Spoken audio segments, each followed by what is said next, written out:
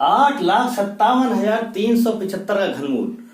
लेकिन साथियों इसको ये 5 और ये 9, और यकीन मानिए मेरी इस वीडियो को अंत तक देखने के बाद इतना ही समय लगेगा आपको बड़ी से बड़ी संख्या का घनमूल निकालने में। आज मैं सिखाऊंगा आपको घनमूल निकालने की बेहद सरल और संक्षिप्त विधि, जिसका प्रयोग करके आप कुछ ही सेकंड में बड़ी से बड़ी संख्या का घनमूल निकाल सकते हैं।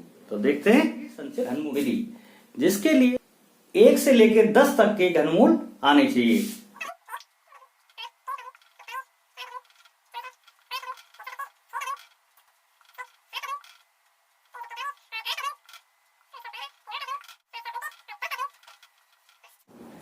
अब इस बात को याद रखना भी बेहद आसान है कि किस अंक का इकाई का अंक क्या होगा।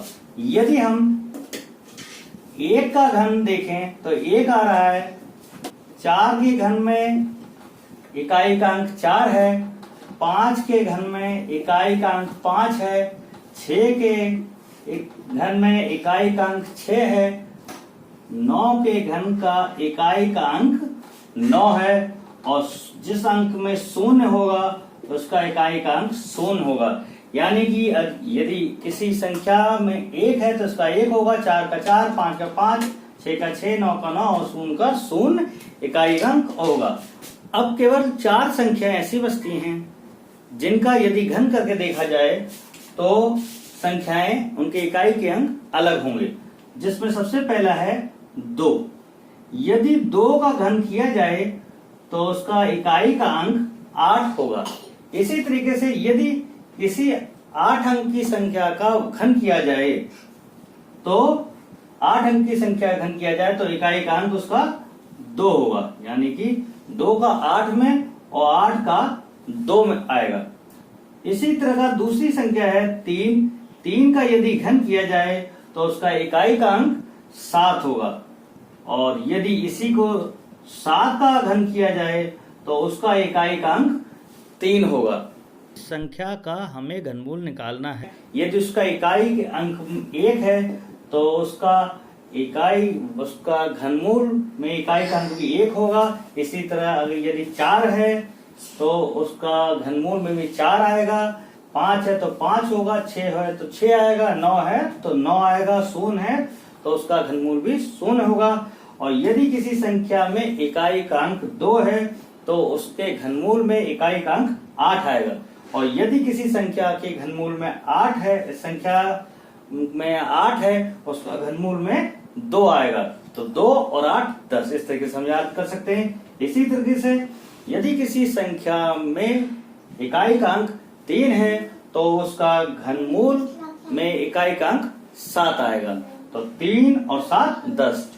तो अब हम निकालना सीखते हैं घनमूल निकाल। देखते हैं 13,824 का हमें घनमूल निकालना है।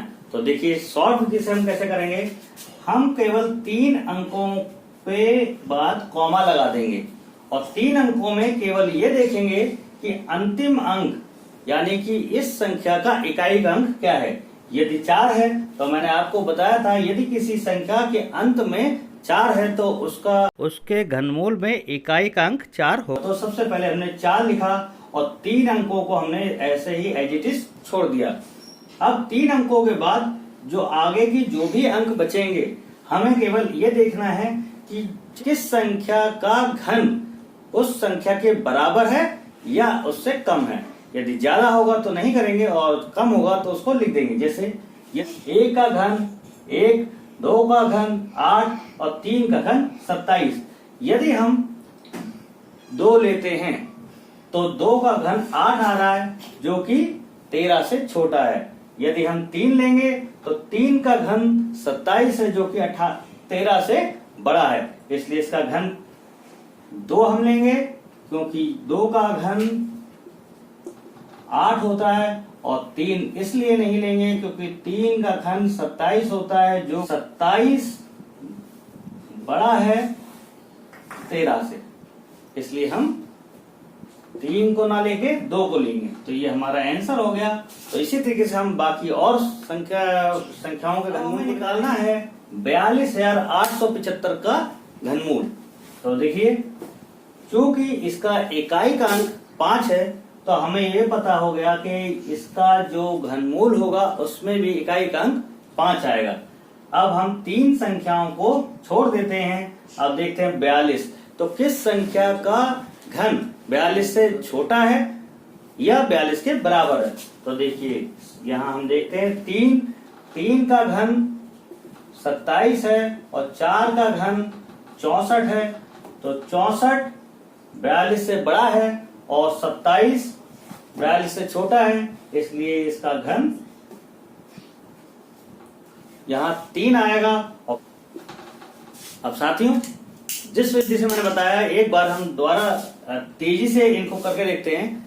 तो देखिए यदि किसी संख्या के अंत में 2 है तो 2 होने से एक अंक 2 होने से यहाँ हमारा 8, 3 अंकों को हमने छोड़ दिया और 474 हम देखते हैं किस संख्या से छोटा है। तो यदि हम देखें तो 8 का घन यदि देखा जाए तो 512 आ रहा है और 7 का घन 343 होता है। तो यहाँ पे हम छोटे होने की वजह से इसको, चूंकि 7 का घन 343 है जो कि इससे छोटा है, यदि हम 8 लेंगे तो 8 का घन 512 है, इसलिए यहाँ आंसर आया 78। क्वेश्चन और इसी तरह देखते हैं। यदि इकाई का अंक 3 है तो हमें ये पता चला इकाई का अंक 3 है तो यहाँ आएगा 7 और 3 अंकों को छोड़ के और 912 यदि हम देखेंगे तो 9 आएगा यहाँ पे, क्योंकि 10 का घन 1000 होता है जो कि इससे बड़ा है और 9 का घन 729 है जो कि 912 से छोटा है। तो इस तरीके से हम मात्र कुछ ही सेकंडों में किसी बड़ी से बड़ी संख्या घनमूल आसानी से निकाल सकते हैं। धन्यवाद।